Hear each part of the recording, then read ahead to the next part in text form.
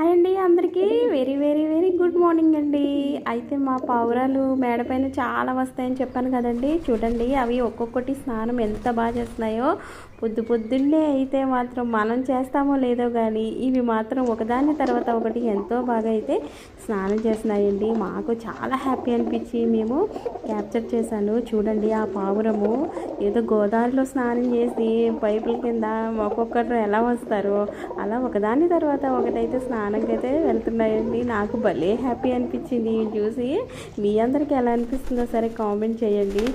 మన మనుషులకి అన్నీ తెలుసు అనుకుంటామండి, కానీ మూగజీవులకైతే అన్నీ తెలుసండి. వాళ్ళు ఎలా సురక్షితంగా ఉంచుకోవాలో మనకన్నా బాగా తెలుసు. మనం ఒకరి వెనకాతలు ఒకరు మనకి ఏంటంటే పడదన్నమాట. ఒకరిని చూసి మనం ఇంకొకరు అయితే బాగా అసహించుకోవడం కానీ ఒకరు ఎదుగుతుంటే చూడలేకపోవడం కానీ జరుగుతూ ఉంటుంది. కానీ వాటికైతే అలా ఉండదండి.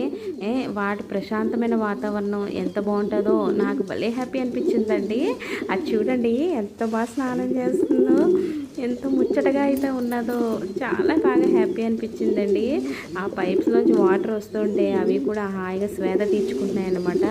మనమైతే లేవం కానీ పొద్దునైతే ఇవైతే లేచిపోయి మరి స్నానాలు అయితే జపాలు అయితే ఆచరించేస్తున్నాయి అన్నమాట.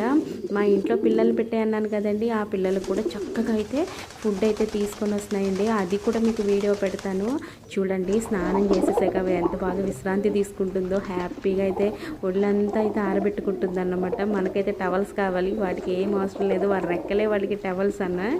చూడండి ఈ భలే అనిపించిందండి నాకు ఇవి చూసి. మీ అందరికీ ఎలా అనిపిస్తుంది సరే నాకు కామెంట్ చేయండి. థ్యాంక్ యూ సో మచ్ అండి. Bye bye. నా వీడియోని ఇలా